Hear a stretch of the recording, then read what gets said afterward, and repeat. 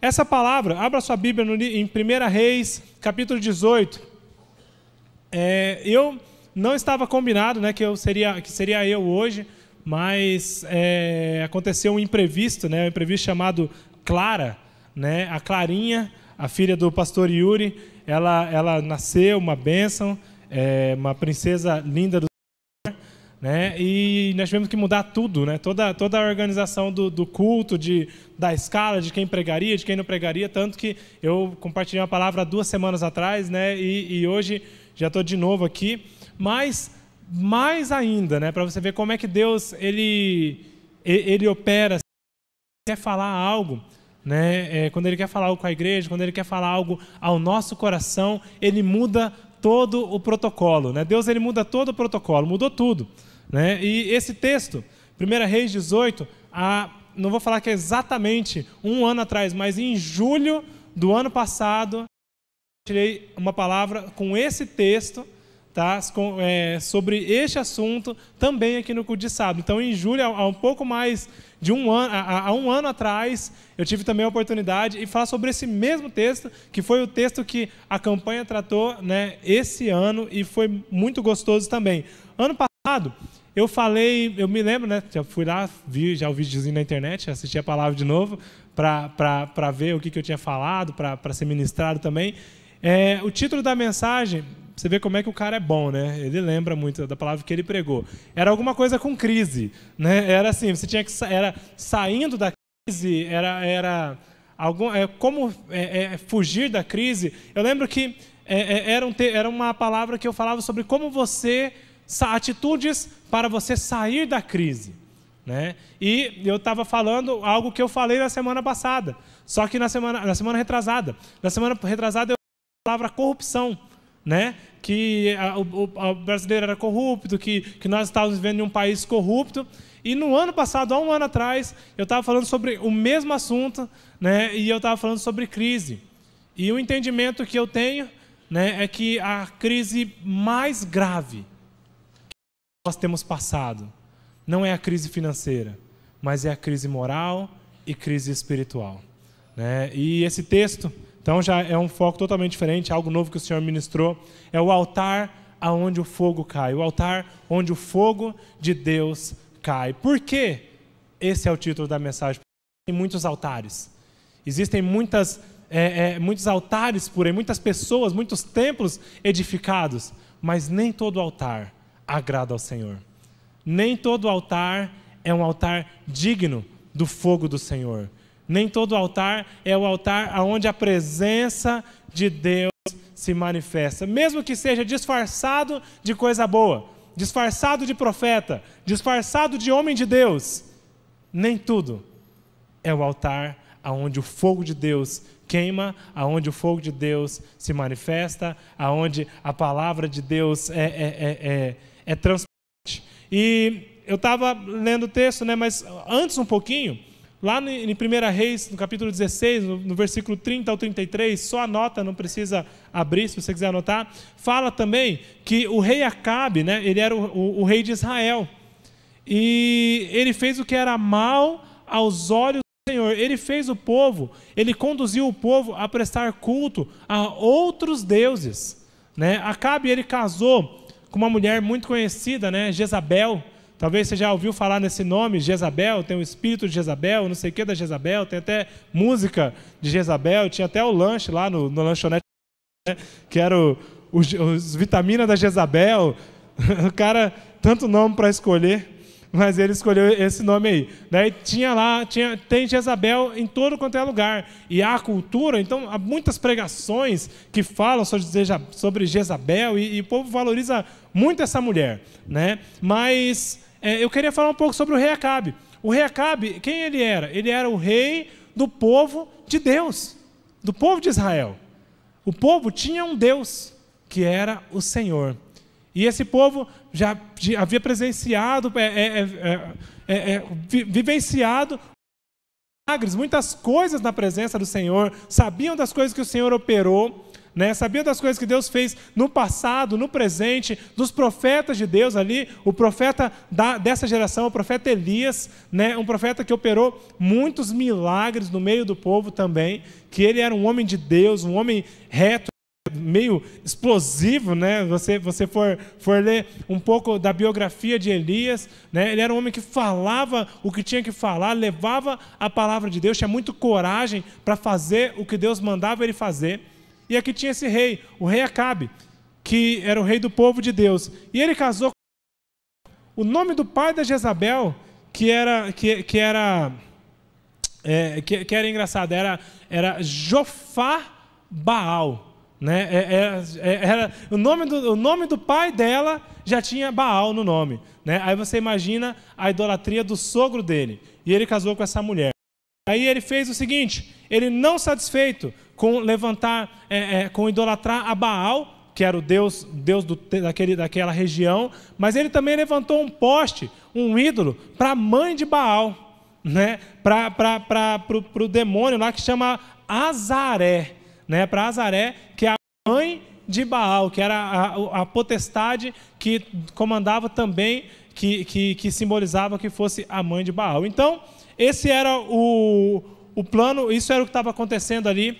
O povo estava desobedecendo, o povo começou a adorar Baal. Jezabel, né? Jezabel já é uma... Quando você fala de Jezabel, já é meio ofensa, assim, né? Então, quando eu falar Jezabel, já pensa que é ofensa mesmo. Jezabel, o que ela fez? Ela começou a perseguir os profetas de Deus, né? A mandar matar todo mundo, a mandar exterminar os profetas do Senhor, né? E ela mandou matar todo mundo. Aí, a palavra a Elias, né? Que era o profeta daquele tempo. E ele falou para Elias, falou o seguinte: olha, o meu povo se afastou dos meus caminhos. O meu povo tem adorado a outros deuses. O meu povo está oscilando, era um povo inconstante, que vivia entre Baal quando convinha, aí depois voltava para o Senhor quando convinha, aí ia lá para a mãe do Baal, lá para Azaré, né? E aí ia para a demônia lá, e ficava fazendo assim, pingando de um ponto para o outro, e indo de um lado para o outro. Sincretismo religioso muito forte naquele tempo. E o Senhor se irritou, o Senhor se entristeceu com aquele povo, com o povo de Deus, e ele falou para Elias, Elias, eu vou cuidar do meu povo, eu vou exortar o meu povo, eu vou dar um castigo a esse povo, né? E falou para Elias, você vai fazer o seguinte, você vai profetizar, tá? Você vai profetizar uma seca ali, e não vai mais chover naquele lugar. Não vai mais chover, porque o meu povo tem me desagradado, né? E o meu povo não tá mais na minha presença. Então, aconteceu isso, né? Está aí o versículo para quem quiser. Então, nós vamos ver hoje o seguinte, né? Vejamos então quais passos de fé Elias tomou para chamar a atenção do Senhor, tá? Como eu estava falando, é que eu estou meio com dor na coluna, então meio disperso, estou um pouquinho disperso ainda até voltar. Mas Elias estava lá, o povo estava afastado do Senhor, o povo estava longe da presença de Deus. Elias profetizou contra o povo, ficou 3 anos sem chover, e aí aconteceu o seguinte, né, que é o que eu vou ler no texto aqui, lá, 1 Reis, capítulo 18,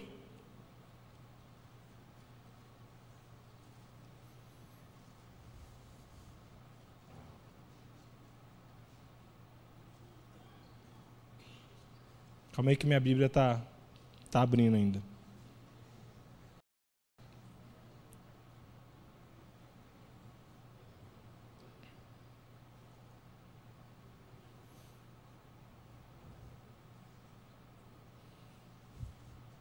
Primeira Reis, capítulo 18. Então, eu vou ler a partir do versículo 16 até o versículo 21. Tá? Acontece então... O Senhor falou com Elias, mandou Elias voltar e falou para Elias o seguinte: você vai voltar lá e agora você vai profetizar no povo e eu vou operar um milagre no meio do povo. Então, vamos lá, 1 Reis 18, do versículo 16 até o versículo 21. Elias no Monte Carmelo. Então, Obadias dirigiu-se a Acabe e passou-lhe a informação, que Elias havia voltado. E Acabe foi ao encontro de Elias. Quando viu Elias, disse-lhe: é você mesmo, perturbador de Israel? Porque Elias havia profetizado contra o povo e havia profetizado que haveria uma seca naquele lugar. Não tenho perturbado Israel, Elias respondeu, mas você e a família do teu pai têm. Vocês abandonaram os mandamentos do Senhor e seguiram os Baalins. Agora, convoque todo o povo de Israel para encontrar-se comigo no Monte Carmelo e traga os 450 profetas de Baal e os 400 profetas de Azerá, que comem à mesa de Jezabel. Acabe convocou então todo e reuniu os profetas no Monte Carmelo. Elias dirigiu-se ao povo e disse: até quando vocês vão oscilar para um lado e para o outro? Se o Senhor é Deus, sigam-no, mas se Baal é Deus, sigam Baal. O povo, porém, nada respondeu. Então, aqui como Elias ele tomou algumas características, algumas atitudes que fizeram o favor de Deus voltar sobre o povo. Primeiro, ele ouviu a voz do Senhor. Deus havia dado um direcionamento para ele. E a primeira atitude que Elias tomou foi que ele identificou os ídolos na vida do povo. Então, a primeira atitude que nós, para sermos um altar perfeito, um altar que chama a atenção do Senhor, aonde o fogo de Deus cai na nossa vida, porque nós temos orado muito sobre fogo, muito avivamento de Deus. Nós temos até tentado em algumas coisas, mudado algumas posturas nas nossas vidas, mas aprendendo com Elias, primeira coisa que ele fez, ele identificou os ídolos na vida dele. Então, identifique os ídolos em sua vida. O que ele fala? Que eles abandonaram os mandamentos do Senhor e seguiram a Baal. Diga ele falou assim: diga não ao sincretismo, escolha Deus ou Baal. Hoje nós vivemos numa geração onde há muita opção. Existem muitas opções de religião, existem muitas opções de ideologias, existem muitas opções de coisas para fazer. Até no meio da igreja, existem tantas outras igrejas, tantas coisas para você fazer, e a gente fica indo num lugar, indo em outro, e tem gente que vai não apenas em outras igrejas evangélicas, mas começa a ir numa religião, um dia vai lá, reza um terço, uma Ave Maria, aí no outro vai, toma um passe, aí no outro faz uma arruda lá, amarra uma folhinha de arruda no braço, aí depois vai na vigília, depois vai na revelação lá do pastor fulano, e as pessoas ainda hoje ficam buscando a religião, em religião, em religião. Ficam buscando a Deus através da religião que está na moda, da onda que está na moda. E não só a religião, existem as ideologias também. As pessoas buscam, talvez, se agradar, se fazer, se preencher com o serviço, com a escola, com o trabalho, com a ciência, com o conhecimento, com muitas outras coisas. Então nós devemos identificar quais são os ídolos em nossas vidas. Você pode identificar os ídolos na sua vida? Quais são na sua vida? É o orgulho? É a reputação? Às vezes nós podemos ser pessoas fervorosas, que você pode ter até intimidade com Deus, ora, lê a Bíblia, vai à igreja, tem a sua célula, mas é uma pessoa muito orgulhosa, uma pessoa que nunca admite os seus defeitos, nunca admite que está certo, que está errado, sempre tem que convencer o outro que você tem razão de alguma coisa. E às vezes nós vamos em um culto, uma palavra, uma pregação, e é tão tremendo, porque a presença de Deus está naquele.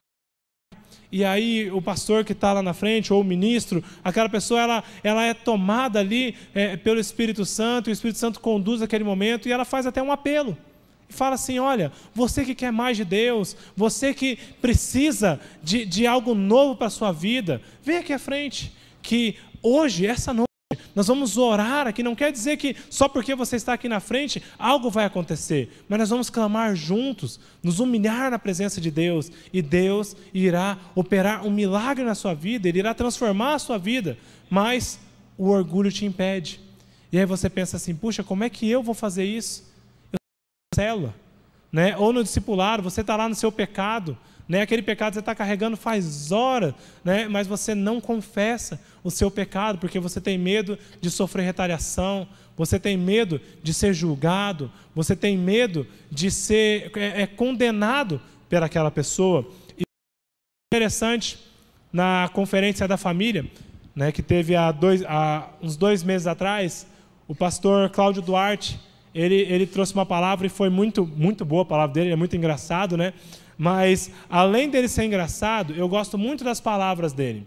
Porque ele não é apenas um bobão, né, que fica lá falando e sem saber o que ele está falando, mas ele, de uma maneira engraçada, ele consegue ministrar, né, ele consegue ministrar na nossa vida também.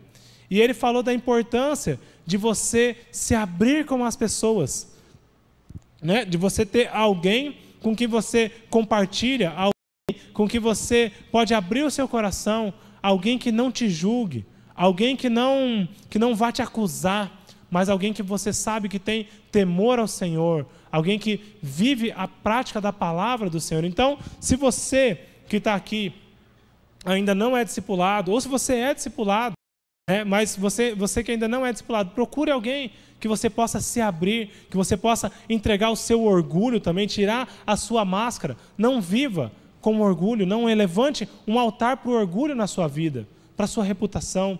Outra coisa é o emprego, o estudo, a carreira, né? E a gente sempre fala sobre que às vezes a pessoa ela ora tanto, né? E eu já vi muita gente que faz isso, que antes do vestibular, se ela quer fazer o curso tal, ou medicina, ou engenharia, ou tal coisa, ou ela quer entrar na federal, ou numa estadual, e ela começa a vir nas reuniões de oração, e vem no culto, e está sempre pedindo oração, e vai na célula, e falta de vez em quando, sabe, para estudar, para fazer isso ou aquilo, mas são pessoas que, às vezes, quando entram na faculdade, elas desviam do caminho do Senhor. Esses dias eu estava conversando com o Rogério ali, sobre um rapaz, né, que o rapaz ele pedia oração para todo mundo quando chegava perto da prova da OAB, né? A prova da OAB, rapaz, esse guri virava santo, só faltava canonizar o irmão, né? Aí chegava o OAB, ele começava a mandar mensagem, mandar versículo, ia falar, orem por mim, ele falava para um para orar, para outro para orar, ia na célula, ia naquilo, passava a prova, ia para a balada, gastava não sei o quê, pagava o uísque para todo mundo, mas ele não passava na prova, né? Aí na outra vez que ele ia chegando perto da prova, a ansiedade ia tomando, ele ia na cela firme nas promessas do Senhor, e buscando e tal. Aí depois passava a tribulação, passava um momento de aperto, ele já saía de novo, né? E quantas vezes nós somos assim, né? Quando você precisa, talvez você está passando por uma prova difícil na sua vida, seja no seu relacionamento, né? Eu já vi muita gente que quando termina o namoro vira santo, né? Aí vem na igreja, vem na vigília, vem não sei aonde e começa. Quando você está passando por um problema em casa, são os seus pais que começaram a falar sobre divórcio, é o seu pai sendo ameaçado de ser mandado embora, ou você sendo ameaçado de ser mandado embora, aí você começa a buscar Deus, a buscar, mas logo quando essa onda passa, você já volta para o seu poste ídolo, que é o seu emprego, que é o seu estudo, que é a sua profissão, que é o cursinho, né? Que é a sua vida. Então, isso também é idolatria. Idolatria não é você levantar apenas um santo, né, de barro, de qualquer religião, não estou falando de uma religião específica, mas existem muitos ídolos de barro que isso não é idolatria, mas você idolatrar os seus relacionamentos, você idolatrar sua namorada, seu namorado, você idolatrar o seu filho, os seus pais, a sua família, a chácara que você tem, o seu carro, né, as coisas materiais. Quantas pessoas, rapaz, tem gente que às vezes você vai conversar com a pessoa, você fala assim, cara, o que esse cara...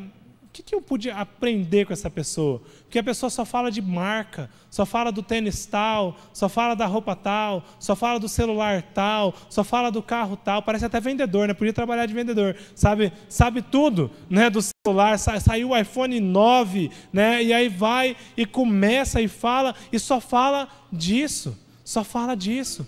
Onde está o seu coração? É ali que está o seu ídolo. Tá? O Yuri, uma vez, ele numa pregação, ele falou sobre isso, e eu me lembro muito bem que ele falou assim, falando do pessoal lá do Nepal, né? Dos crentes no Nepal, e aquelas pessoas, ele falando assim que o assunto deles era a palavra de Deus. O assunto deles eram as coisas que Deus estava operando. E ele falou assim, e às vezes era até meio chato, meio cansativo, porque falar de uma outra coisa, sabe? Eu queria falar de futebol, por exemplo, eu queria falar da economia mundial, da crise, qualquer coisa, né? De relacionamento. Aí eu começava a puxar um assunto, aí o irmão já vinha na cara, você viu Filipenses, tal, estava lendo essa semana, e não sei o quê, e começava a falar da Bíblia. Por quê? Porque ali está o coração. Ali está o coração. E ali deve estar o nosso coração também. A nossa boca, os nossos assuntos. Né? Nós não devemos ficar apenas falando sobre essas coisas, falando sobre os ídolos, falando sobre coisas materiais. Não é errado você falar sobre coisas materiais. Eu falo também, eu gosto de ter um tênis legal, de ter uma calça legal, né? Uma camiseta, uma camisa, um celular. Eu gosto de ter coisas também. Mas o problema é quando o seu coração está nas coisas. Quando o seu coração gira em torno disso e você começa a gerar, a viver um consumismo compulsivo, né? Que você já fica ansioso. E esse eu estava conversando, acho que era com o Wagner também, sobre isso, né? Que sobre como a gente é levado por essas coisas quando a gente começa a dar uma esfriada na presença de Deus. Estou falando que eu não oro, que eu não leio a Bíblia, mas no momento que eu passei ali, que eu comecei a entrar no automático, a orar naquela horinha que eu oro ali, a ler a Bíblia no tempo que eu leio, e fazer aquilo automaticamente por uma obrigação, fui perdendo um pouco o fogo, a chama. Aí eu estava falando que eu me peguei esses dias pensando em trocar de carro já. Né? Eu acabei de comprar o carro, acabou de fazer um ano, lá 12 parcelas já, né? já venceu 12 parcelas, e eu já estava lá sentado falando, meu próximo carro, e não sei o quê, e planejando já trocar um carro que é novo por um outro carro. Por quê? Porque a gente começa a idolatrar as coisas também que Deus nos dá. Porque quando o nosso coração se afasta da presença do Senhor, quando às vezes você pode até estar orando, você pode até estar buscando algo novo de Deus, mas o seu coração tem que estar sempre em Deus. Outra coisa que você pode idolatrar é o seu ministério, é a sua célula, é a sua equipe de louvor, são os resultados da sua célula. Sabe, quando você está lá crescendo, você está trazendo muita gente para a sua célula está crescendo saudavelmente, só que aí você começa a olhar para aquilo. Você começa a olhar só para aquilo e a achar assim, não, porque eu já posso alguma coisa, eu sou alguma coisa. Nós vamos aprender com Elias um pouco sobre isso também, quando ele orou e ele colocou ele em primeiro lugar e não ao Senhor. Então a primeira atitude que Elias teve, antes do fogo de Deus vir, antes do favor do Senhor chegar, ele identificou quais eram os ídolos na vida do povo de Deus. E eu gostaria que você, nessa noite ainda, fizesse uma revisão da sua vida, fizesse uma análise da sua vida e identifique onde estão os ídolos da sua vida, aonde estão as coisas que tiram você do foco da palavra de Deus. E Elias, ele fez o seguinte, ele identificou os ídolos, ele não fez apenas isso, ele identificou e ele pôs à prova os ídolos da vida dele. Ele lançou um desafio. E ele falou lá, né? Lá no versículo, lá no texto, ele falou o seguinte, que Elias chegou, foi até o rei, ele foi até onde os profetas estavam sendo assassinados, ele foi aonde os profetas estavam sendo perseguidos, e ele falou assim, Deus está me mandando, então eu vou enfrentar essa tribulação, eu vou enfrentar esse inimigo, eu vou enfrentar esse ídolo que está se levantando contra o povo do Senhor, que está se levantando, que o povo tem adorado. E nós temos que vencer os nossos inimigos, nós temos que vencer os nossos ídolos, muitas vezes no campo de batalha deles. É muito cômodo você vencer a tentação da pornografia aqui no culto. É cômodo, é fácil, né? você chegar aqui, aí você vem aqui na frente, se ajoelha, você começa a orar, pede perdão, venci, estou livre. Aí chega em casa, aí que a coisa pega. É que nem quando você vai num retiro, chega no retiro, você faz um monte de compromisso perante o Senhor, você acerta a sua vida, você coloca, você pede perdão pelos seus pecados, você fala, olha, chegando lá em casa vai ser tudo diferente, porque agora eu estou firme, agora eu tive um encontro com Deus, mas daí você chega no seu campo de batalha, aí a sua tentação chega, aí é que o dia a dia acontece, aí que são que as coisas, a tentação para que você volte para os seus costumes antigos, seja a mentira, seja o pecado, seja a idolatria de coisas materiais. Você pode estar lá, você tem que vencer o seu inimigo naquele campo de batalha. Se o seu inimigo é a idolatria à sua carreira, você tem que vencer na sua carreira, do jeito como você lida com a sua carreira. Se o seu inimigo são os estudos, você tem que vencer administrando o seu tempo para adorar a Deus, para servir ao Senhor e para estudar e para fazer. Se é no relacionamento que está apertando o negócio, não adianta você ficar vivendo na igreja. O seu relacionamento perante o Senhor, você tem que fazer um compromisso, você, o seu namorado, a sua namorada, vocês dois têm que se acertar ali no relacionamento, porque senão você se acerta na igreja, se acerta com o seu discipulador, mas daí você volta lá, a mão começa a coçar, né? Aí você começa a querer esquentar o negócio de novo. Por quê? Porque você não venceu a batalha naquele campo de batalha. E o interessante é que Elias, ele escolheu um território, o território para a batalha foi no Monte Carmelo, tá? E o Monte Carmelo, ele onde ficava Tiro, tá? Eu não sei se alguém sabe o que é Tiro, o que Tiro representa na Bíblia, mas lá em Ezequiel, capítulo 28, fala um pouco sobre Tiro.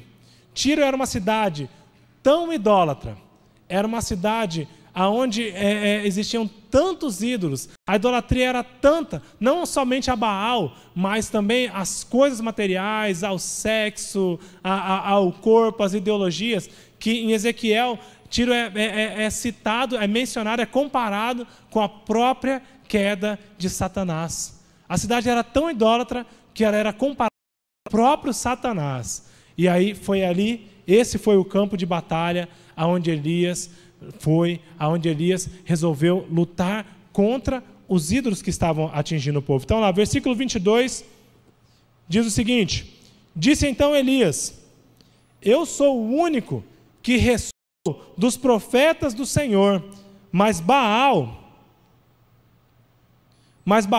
tem 450 profetas, porque Jezabel havia matado matou todos os profetas, estava matando todos aqueles que serviam ao Senhor, tinha sobrado apenas 100 que estavam escondidos. Então, mas Baal tem 450 profetas. E Elias disse, tragam 2 novilhos, escolham eles, cortem-no em pedaços e o ponham sobre a lenha, mas não acendam fogo. Eu preparei um outro novilho e o colocarei sobre a lenha, e também não acenderei fogo nela. Então vocês invocarão o nome do seu Deus, que era Baal, e eu invocarei o nome do Senhor, o Deus que responde por meio do fogo. Esse é Deus. Então todo o povo disse, o que você disse é bom. Elias disse aos profetas de Baal, escolham um dos novilhos e preparem o primeiro, visto que vocês são tantos profetas, clamem pelo nome do seu Deus, mas não acendam o fogo. Então, o combinado era que eles iriam montar o altar, eles iriam preparar tudo ali, mas eles não iam acender fogo. Quem ia mandar fogo ia ser o Deus verdadeiro. Então pegaram o novilho que lhes foi dado e o prepararam, e clamaram pelo nome de Baal, desde a manhã até o meio-dia. Ó Baal, responde-nos, gritavam, e dançavam em volta do altar que havia feito, mas não houve nenhuma resposta. Ninguém respondeu. Ao meio-dia, Elias começou a zombar deles. Gritem mais alto, dizia, já que ele é um Deus, quem sabe está meditando ocupado ou viajando, talvez esteja dormindo e precise ser despertado. Então passaram a gritar ainda mais alto e a ferir-se com espadas e lanças, de acordo com o costume deles, até sangrarem. Passou o meio-dia e eles continuaram profetizando em transe até a hora do sacrifício da tarde, mas não houve resposta alguma. Ninguém respondeu, ninguém deu atenção. A segunda atitude de Elias é que ele permaneceu firme diante das adversidades.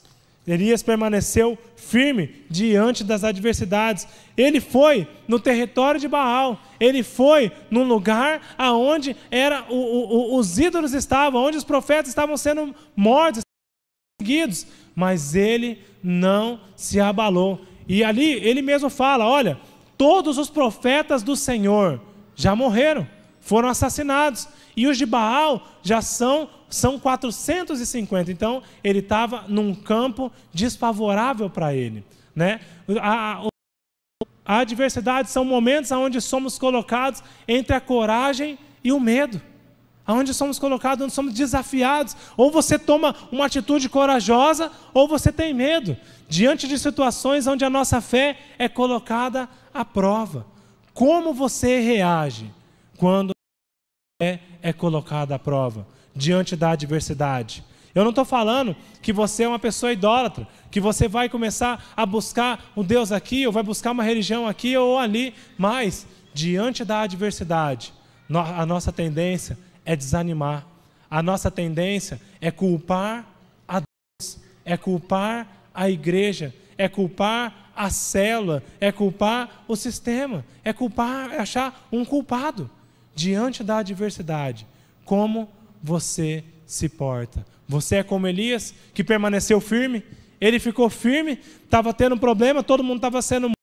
Ele viu que os profetas estavam montando um altar, e eles estavam gritando, e eles estavam clamando, mas Elias se manteve firme.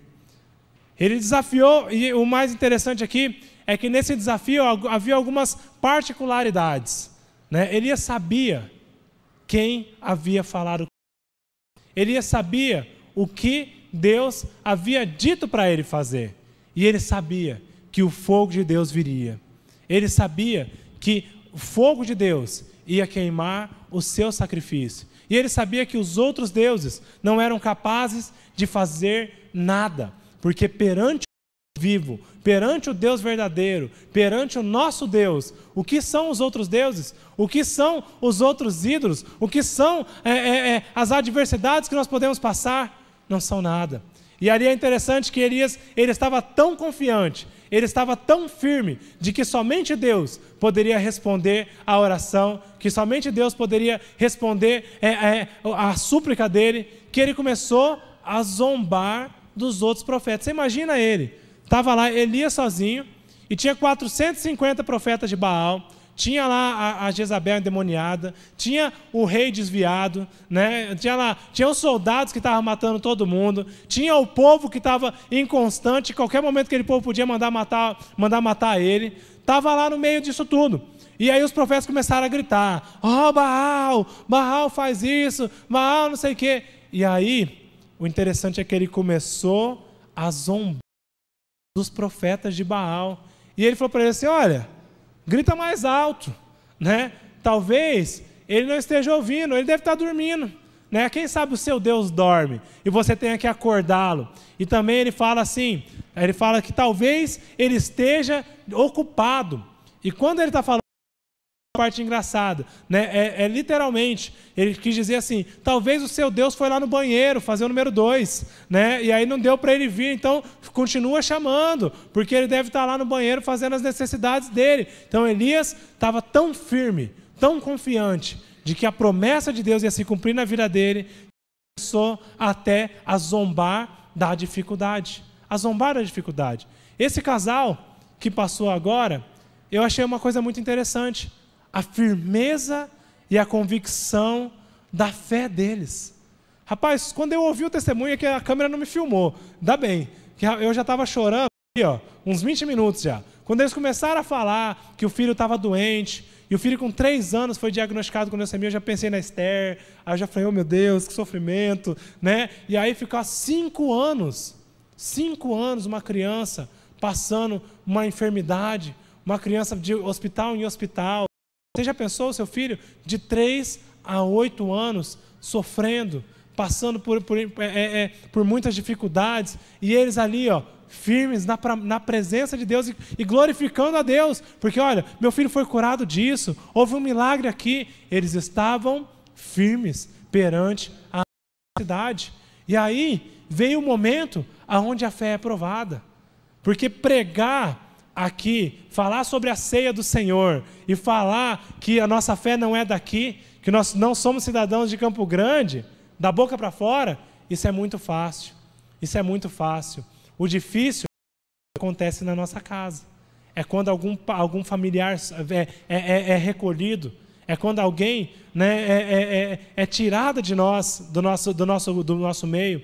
E nós vemos algo muito interessante também, falando sobre velório, né, que há uma grande diferença entre velório, os sepultamentos de pessoas que eram fervorosas na presença de Deus, que eram tementes a Deus, que eram crentes, e pessoas que morreram sem o Senhor.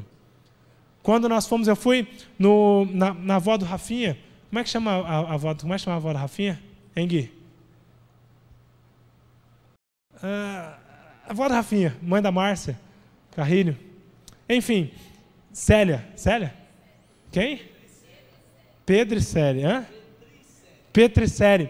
E aí nós fomos naquele velório. Então, é esse aí. Eu vou falar de outra pessoa. Essa aí, a Petricério. Mas a irmã, a avó do Rafinha, que eu chamava ela de vó do Rafinha. Né? Mas eu lembro do velório dela, do enterro dela. Como era um ambiente gostoso. Um ambiente onde as pessoas tinham certeza que ela viveu para o Senhor e que ela estava com o Senhor.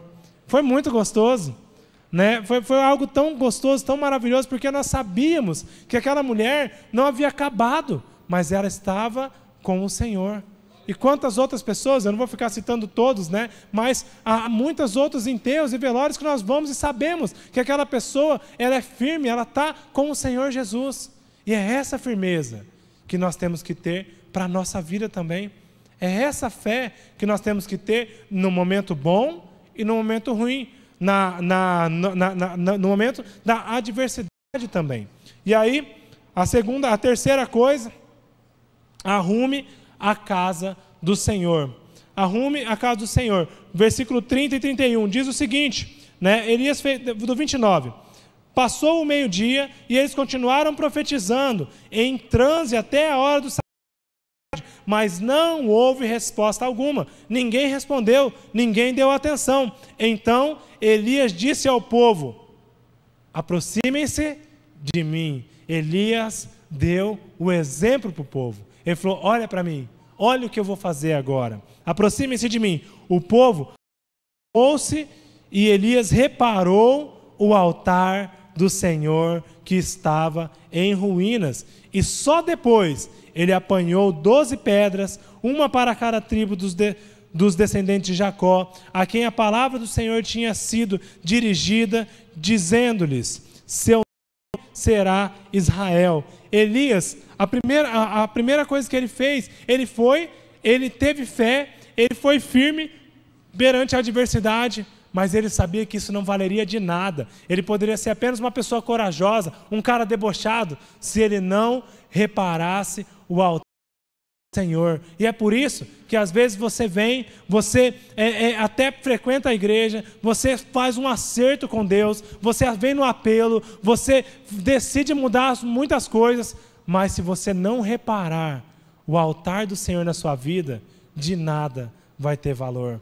Não adianta você querer fazer um novo compromisso, você querer fazer um novo pacto, falar: não, vou começar do zero. Agora não tem isso, não dá para você zerar. Você tem que reparar o altar do Senhor na sua vida. E o que é o altar do Senhor nas nossas vidas? É a intimidade com Deus, é o tempo a sós com Deus, é o momento em que nós estamos na presença do Senhor, Não adianta você mudar o método, você falar assim, não, se eu fizer tantos discipulados, se eu ir em tantos cultos, se eu fizer tantas coisas, aí Deus vai operar. Não, repare o altar de Deus na sua vida.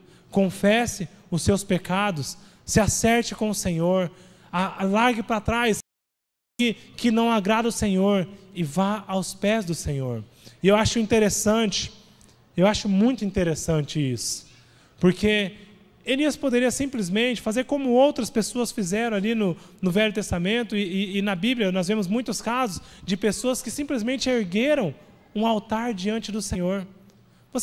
Há muitas pessoas que erguem um altar e o Senhor se manifesta ali naquele lugar, mas Elias, ele reparou um altar, porque havia um altar onde a presença de Deus já havia se manifestado ali. Havia um ambiente de santidade que tinha sido destruído.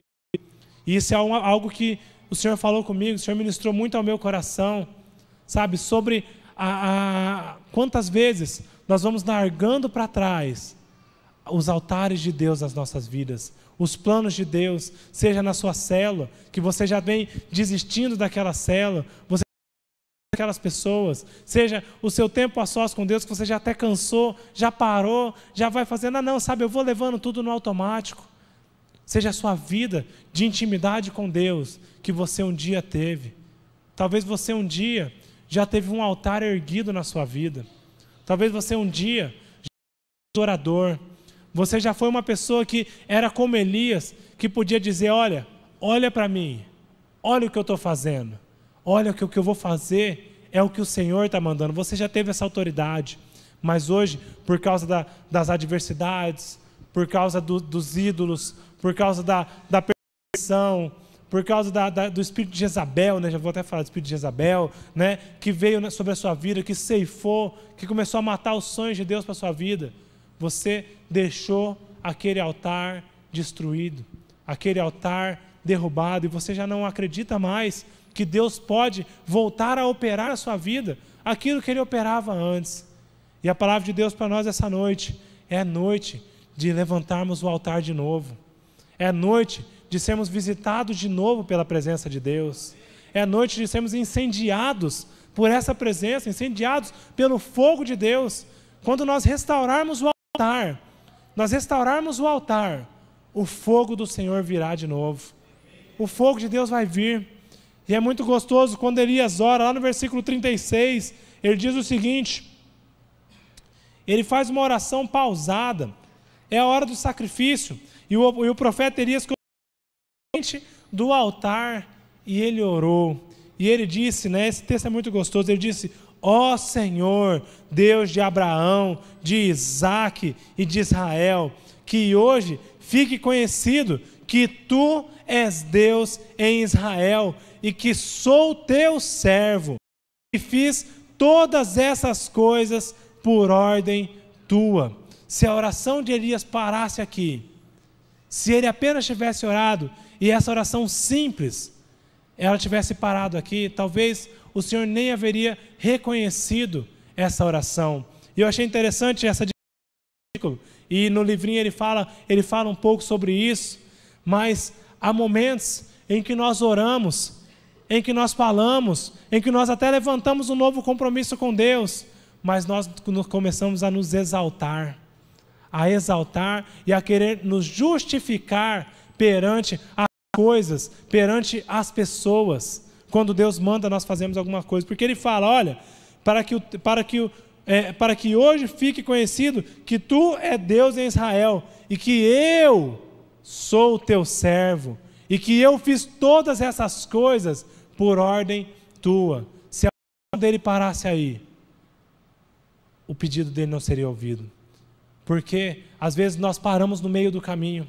Às vezes nós começamos a orar, nós começamos com a célula, e nós começamos um propósito, e nós começamos a clamar ao Senhor, mas aí chega uma hora que a gente fala, Deus, manda muita gente para a minha célula, para que o Senhor veja, para que as pessoas vejam que eu sou um homem do Senhor, que as pessoas reconheçam em mim algo do Senhor na minha vida, e a gente começa a se importar com a opinião das pessoas, a se importar com o que os outros vão pensar, e às vezes a gente não tem mais uma intimidade tão profunda, porque nós paramos ali, nós somos travados no meio da oração e no meio da intimidade. Mas aí ele diz o seguinte: responde-me, ó Senhor, responde-me, para que este povo saiba que tu, ó Senhor, é Deus, e que fazes o coração deles voltar para ti. A intenção da oração de Elias não era que ele fosse exaltado,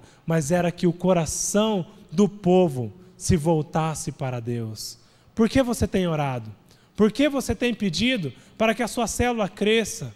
Para que o seu ministério seja grande, seja famoso, seja reconhecido?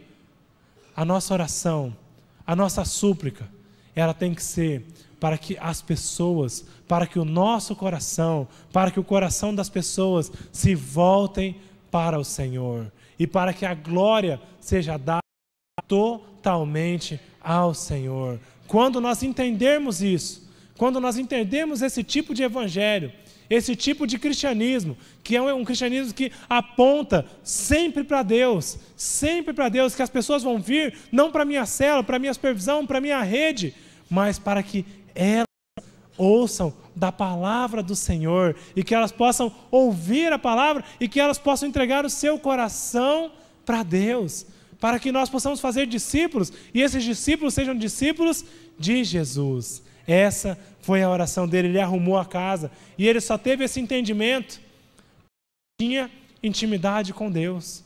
Ele só teve esse entendimento, ele só teve essa visão, essa oração. Não foi ele que fez, mas foi o próprio Espírito Santo quem o conduziu. E o mais interessante é que há um contraste bem grande entre a oração simples de Elias, falando: ó Senhor, faz aqui, para que as pessoas reconheçam que só Tu é Deus, com a oração extravagante, escambrosa, com os rituais que os profetas de Baal fizeram. E os profetas de Baal faziam escândalo, e gritavam, e pulavam, e deu meio-dia e nada, e eles começavam a gritar mais alto, e eles começaram a se esbofetear e a se cortar com facas, e a se cortar, e a palavra fala que eles se cortaram tanto que o sangue deles começou a escorrer e a encher todo o local de sangue, Há um contraste, há uma diferença. Deus fala, às vezes ele fala de algo mirabolante, mas ele fala também na simplicidade.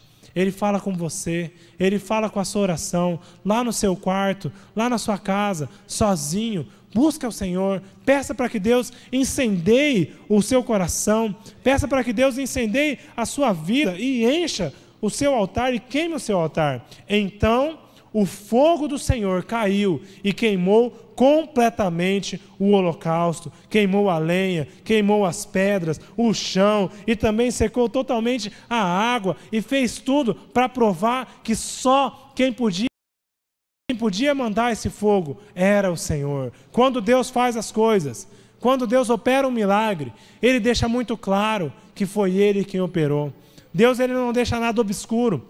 Deus, Ele não age nas entrelinhas. Deus é um Deus que se apresenta, é um Deus que intervém, é um Deus que mostra, é um Deus que age.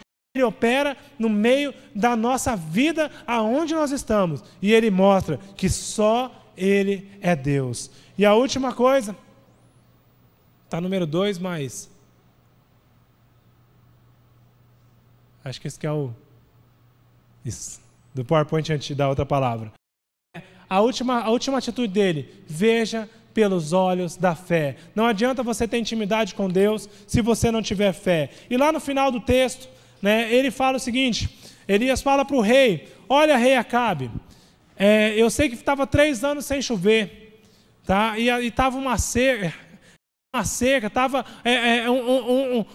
eu havia profetizado e não tinha mais chovido, e o céu está seco, mas o fogo de Deus já veio. Mas a palavra do Senhor já se confirmou, e Ele vai fazer chover. E ele disse para o rei: olha, rei, eu sei que você pode estar olhando, mas está tudo seco, o céu está limpo, mas vai chover, já pode subir, vai para o seu lugar, porque vai vir uma tempestade. Vai, prepara a sua comida, come, bebe, porque o ruído abundante de chuva, e vai ser uma tempestade que vai acontecer, porque quem está mandando a chuva é Deus. E depois, se você for ler o texto, né, é aquele texto onde ele vai mandando o seu servo e ele não vê nada, e depois ele vê uma pequena nuvenzinha, e ele vai vendo, e essa nuvem vai crescendo, e a chuva vai chegando, e as coisas vão acontecendo, e de repente vem aquela tempestade de Deus para aquele povo do Senhor. O rio do Senhor começa a lavar aquele povo. Nós temos que olhar pelos olhos da fé. Coloque-se em pé.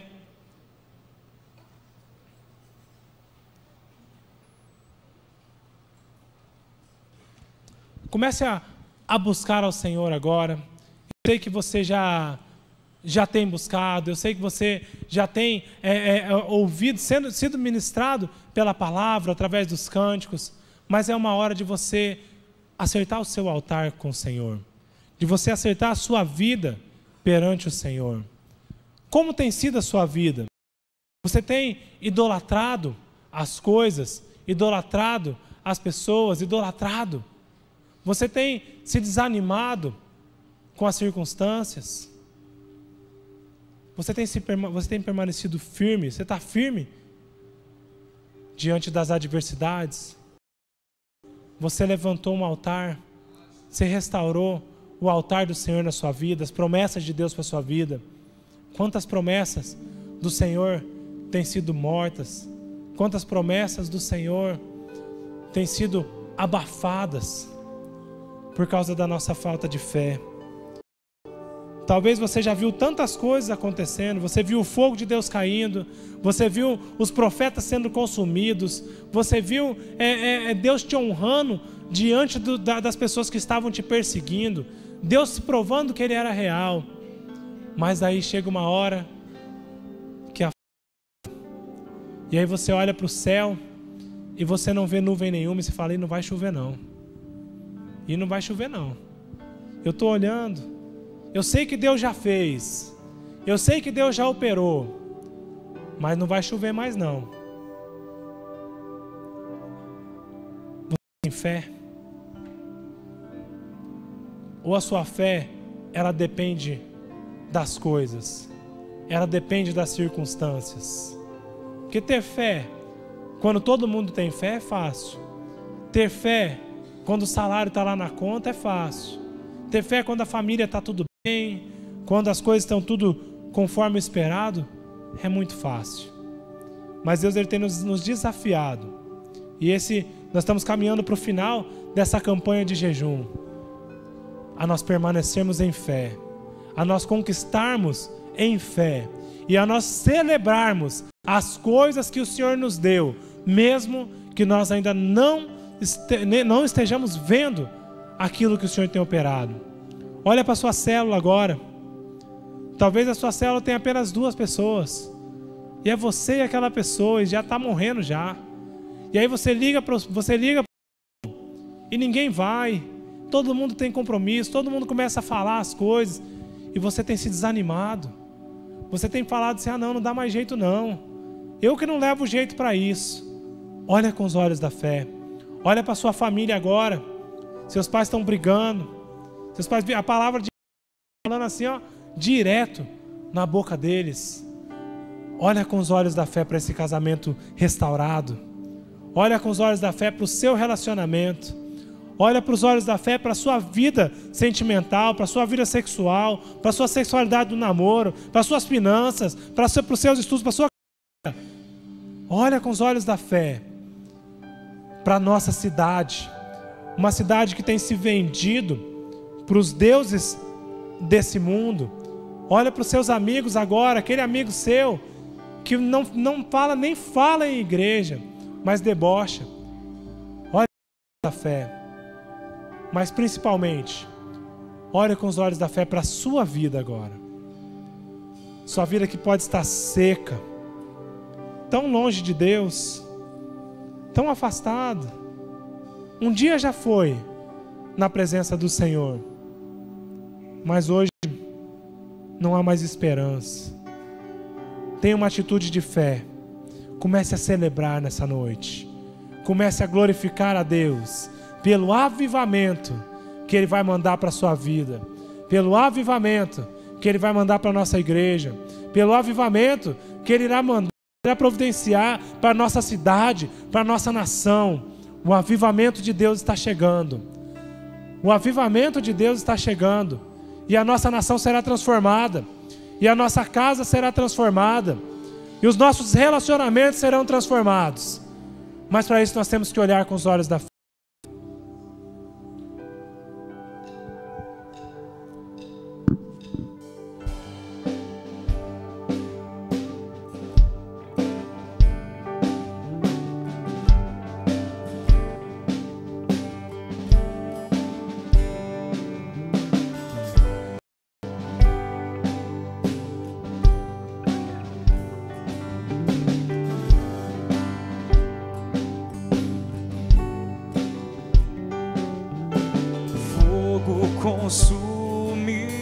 Consumidor, venha arder em nós, aquecer a chama que um dia queimou por ti. Peça isso de todo o seu coração. Homens se desviarão, não se desvie. Profetas não se venderão, não se venda a esse sistema desse mundo, as tentações. Mas existem aqueles não se dobre. se dobraram diante outros deuses. Se você identificou alguns ídolos, lembra a palavra? Identifique os ídolos. Renuncie agora aos ídolos. Não se dobre diante deles. Oh Jesus, Deus está levantando um novo povo. Deus está sacudindo toda a terra. Deus está separando seus profetas. você é um desses, você é um desses. Novo dia amanhecer. O novo dia está amanhecendo. Isso na sua vida, através da sua vida. É chegado amanhecer. Oh Jesus, manda Espírito Santo o seu fogo. Abra-se para o fogo do Espírito. Senhor, nós rejeitamos a apatia. Nós rejeitamos sermos mornos, ó Deus. Não, ó Deus, aquece essa chama, Espírito Santo, na vida da igreja. Homens desviam. Nós rejeitamos a idolatria na nossa vida. Nós rejeitamos a egolatria, Senhor, em nome de Jesus. Espera, Senhor Deus. Dá-nos, ó Deus, firmeza, sermos firmes, constantes, perseverantes na hora da adversidade. Mas existem aqueles Dá-nos, ó Deus. dobraram. Precisamos ser firmes na hora da adversidade. Nos dá isso, Senhor. Oh, Jesus. Deus está levantando um novo povo. Deus está sacudindo toda a terra. Deus está separando seus profetas. Novo dia amanhecer. Uma nova história se cumprir. O choro já durou a noite.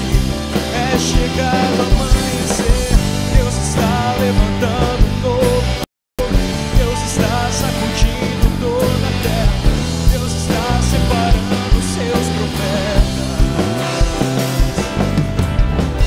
Um novo dia amanhecer. Uma nova história se cumprir. O choro já durou a noite. É chegado amanhecer. É chegado amanhecer. Talvez você esteja dizendo: não estou vendo, não estou vendo o novo amanhecer, não estou vendo o fogo cair. Enxergue, veja pelos olhos da fé aquilo que ninguém está vendo. Ainda que você veja uma pequena nuvem do tamanho da mão de um homem, isto é o sinal de que a chuva Deus vai descer sobre a sua vida. Se você não vê sinais, se você não vê sinais nos seus relacionamentos com a sua família, se você não vê sinais de avivamento na sua vida com Deus, não desista.